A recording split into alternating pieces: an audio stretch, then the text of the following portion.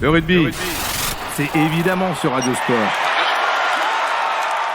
Quelle ambiance, hein, on le voit au Stade de France, bien sûr, ici au Dubiban.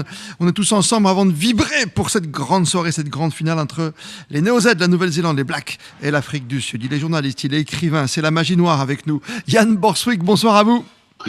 Bonsoir Christophe, bonsoir tout le monde. Au cœur de la magie noire, c'est un ouvrage essentiel dans le monde du rugby, dans le monde de l'Ovalie, que vous avez écrit bien sûr Yann. Ce soir c'est une page importante, on le répète depuis le début, parce qu'on a quand même la Nouvelle-Zélande, l'Afrique du Sud, à chaque fois 3 fois champion du monde, il y en a un qui va être au-dessus de la mêlée quoi, quelque part. Logiquement c'est quoi ? C'est place à la légende, c'est plutôt au Black de prendre l'avantage aujourd'hui ou au box ? Écoutez, il y a une semaine avant la demi-finale des Africains, j'aurais dit que c'était 50-50 et très indécis. Mais honnêtement, après les performances respectives en demi-finale, je pense que les Blacks ont une petite marge d'avance pour ce match ce soir. Ah, c'est fou parce qu'on entend beaucoup d'anciens joueurs qui donnent un avantage avec les conditions météo sur Saint-Denis aussi à l'Afrique du Sud, alors qu'on a l'impression que ce sont les Blacks qui sont montés en puissance. Les Blacks sont certes montés en puissance. C'est vrai que s'il pleut, ça va peut-être niveler un petit peu les valeurs. Est-ce que ça va favoriser les Blacks, les Springboks, pardon, oui, avec leur jeu plutôt statique? C'est pas impossible, mais en même temps, les Blacks ont beaucoup plus l'habitude de jouer sous la pluie que les Sud-Africains. Et donc, ils sont plus capables, je pense, d'adapter leur jeu aux conditions, chose que les Anglais ne sont pas arrivés à faire la semaine dernière. Et je pense que, certes, ce sera peut-être pas le spectacle que les Blacks voudraient produire si le ballon était mouillé, mais je pense qu'ils sont quand même capables de produire du jeu et de mettre les Boks en difficulté avec la vitesse d'exécution du jeu. On en a beaucoup parlé depuis longtemps, on se pose la question avec vous Yann, qu'est-ce qui fait qu'on aime quelque part ces Blacks par-dessus tout? Parce que c'est quoi, ça représente la légende du rugby, c'est leur histoire, c'est cette façon de jouer aussi, c'est ces grands noms du rugby qui font la différence? Oui, c'est la légende du rugby. Moi, j'ai dit en début de commande que les deux pays qui ont porté le rugby plus, le jeu plus que tout, c'est la France et la Nouvelle-Zélande. De la Nouvelle-Zélande un poil plus depuis plus d'un siècle. Et quelque part, si les gens en France aiment les Blacks, c'est aussi parce que les Blacks représentent une certaine idée du jeu. C'est une idée à laquelle ils sont restés fidèles pendant plus d'un siècle. Et chaque décennie, chaque grande étape, ils trouvent un nouveau moyen de faire progresser ce jeu. Et je pense que c'est ça qui aime les gens. Évidemment, il y a le mythe, le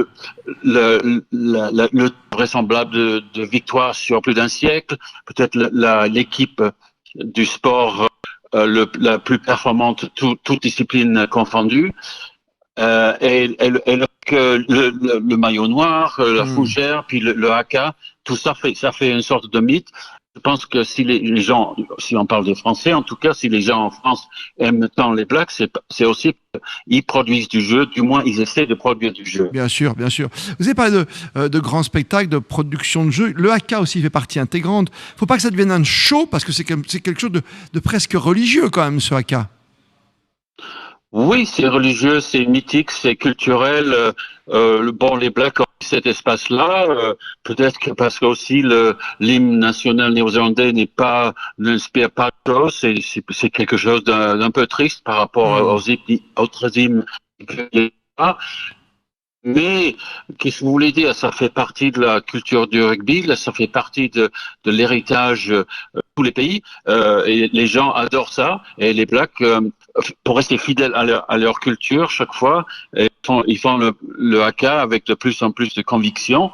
Et cette année, pour cette Coupe du Monde, on la voit qu'ils ont fait quelques ajustements, quelque chose de nouveau, mais toujours pour ramener cette équipe à leur pays, à leur terre, et aux traditions et cultures de la Nouvelle-Zélande. On a eu cette réflexion pour conclure, Yann Borswick, en tant que journaliste, en tant qu'observateur, avec Étienne Bonamy, souvent, qui est au Stade de France.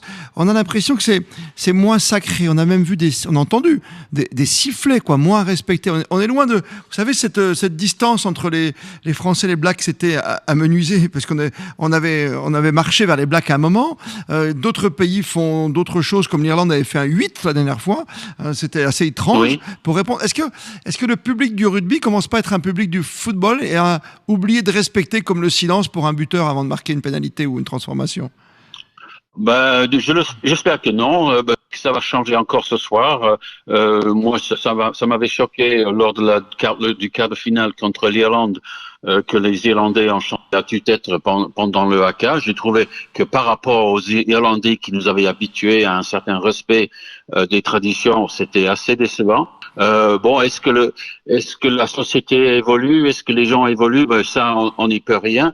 La façon dont ils ont sifflé l'arbitre néo-zélandais, par exemple, au Stade de France la semaine dernière, ça, c'est décevant. Mais bon, il faut espérer que ce soir, le public du Stade de France vient parce qu'ils aiment le rugby, viennent parce qu'ils voient les deux meilleures équipes du monde et les deux équipes qui ont gagné la Coupe du Monde plus que n'importe qui d'autre. Oui, donc, voilà, une vraie fête de rugby qui nous attend, et une vraie fête de rugby. Certes, la France n'y est pas, et on est immensément triste de ne pas pouvoir assister à une finale France-Nouvelle-Zélande.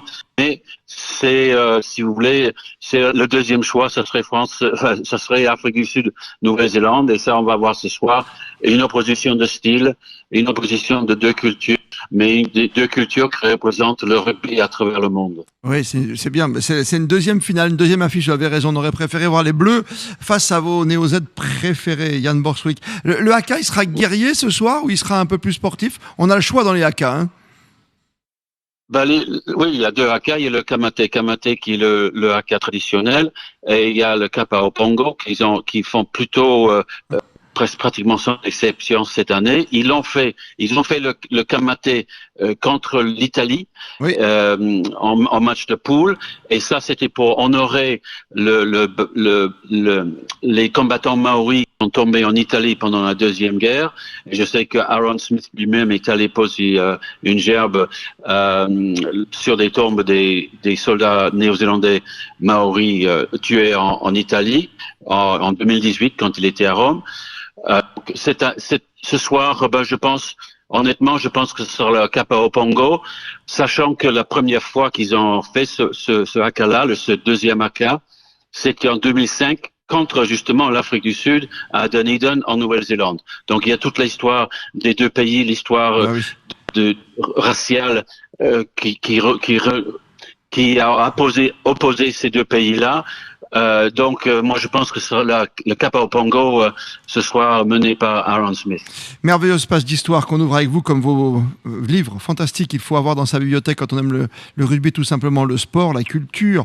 Il faut avoir les livres de Jan Borswick comme ce Au cœur de la magie noire que j'adore. Merci mille fois Jan d'avoir été avec nous, et super match ce soir. Plein de bonnes choses pour les Néo-Z. Bon match face à l'Afrique du Sud. Merci à vous. Et plus que jamais, au revoir, à bientôt Jan Borswick après la finale. Et plus que jamais, vous le savez, vous êtes bien sur Radio Sport ce soir. Le rugby, c'est évidemment sur Radio Sport.